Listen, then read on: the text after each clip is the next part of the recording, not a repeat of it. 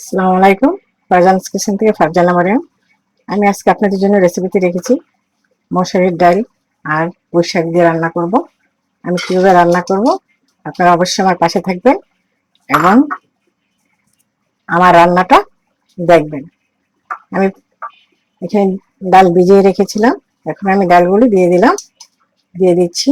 পেঁয়াজ কুচি, একটু পেঁয়াজ বেশি লাগবে, দিয়ে দিলাম আদা রসুনের পেস্ট। আমি দিয়ে দিচ্ছি এখন হলুদ, মরিচ, লবণ, ধনিয়া পাখি সব হাফ টি স্পুন করে আছে, কিন্তু ধনিয়া জিরার পাউডারটা একটু বেশি আছে। আমি দিয়ে দিলাম। এখন দিয়ে দিচ্ছি একটু সরিষার তেল।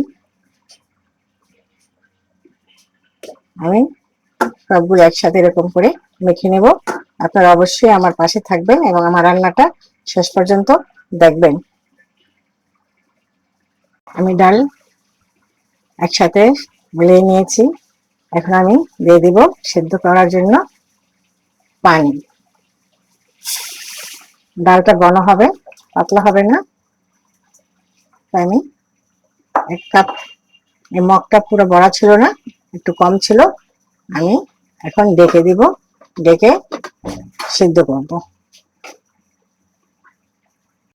আমার ডাল সিদ্ধ হয়ে গেছে, সিদ্ধ হয়ে গেছে। এখন আমি দিয়ে দিচ্ছি পুঁই শাক কেটে ধুয়ে রেখেছি, ওগুলো আমি দিয়ে দেব। শাকগুলি আমি একসাথে দিয়ে দিচ্ছি, দিয়ে নেড়ে আমি ডেকে দিব। আশা করি আপনারা সাথেই থাকবেন।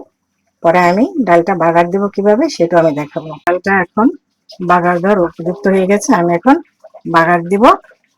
কিভাবে বাগার দিচ্ছি সেটা আপনারা আমার সাথে থেকে দেখবেন। আমার প্যানটা গরম হয়ে গেছে, আমি এখন দিয়ে দিচ্ছি বাগারের জন্য তেল।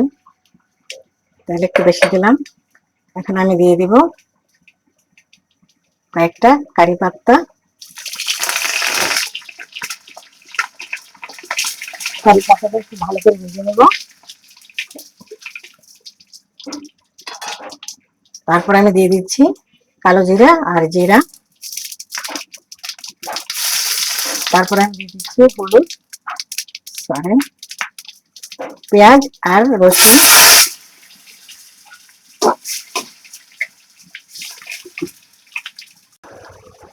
আমার পেঁয়াজ, রসুন, কারি পাতা সব কিছু ভাজা হয়ে গেছে। আমি এখন দিয়ে দিচ্ছি ডাল।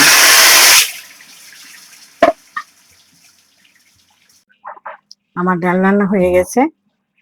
দেখেন, এই গরমের দিনে পুঁই শাক দিয়ে এরকম এক পেলা ডাল হলে আর কিছু লাগে না, পেট ভরে ভাত খাওয়া যায়। তো আপনাদের যদি ভালো লেগে থাকে আমার মতো করে রান্না করে খাবেন। আর আমার রান্নাটা কেমন হয়েছে অবশ্যই কমেন্টস করে জানাবেন। লাইক সাপোর্ট করবেন, একটা ফলো দিতে ভুলবেন না। আমার বাড়িতে ইউটিউব চ্যানেলে লিঙ্ক দেওয়া আছে, সেখানে আমাকে সাবস্ক্রাইব করবেন।